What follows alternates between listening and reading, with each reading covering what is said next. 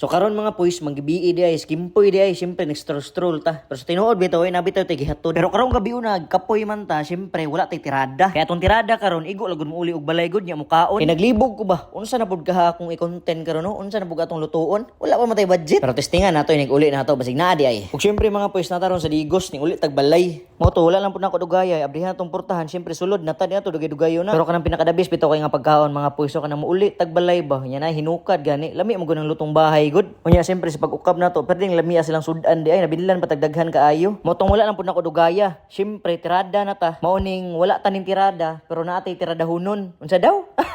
Motong kita mong gudang tao mga puys nga walay pili sa pagkaon ba. Bahalag bisag unsa ang naa sa lamisa. Basta hinlo lang ya lami pagkatirada. Syempre kaon ta dira. Tara na tong suka oh. Pisko pa kayo. Di na kay nato dugay-dugayon pa. Tuslo na tong bula dira. Paspasan dayon.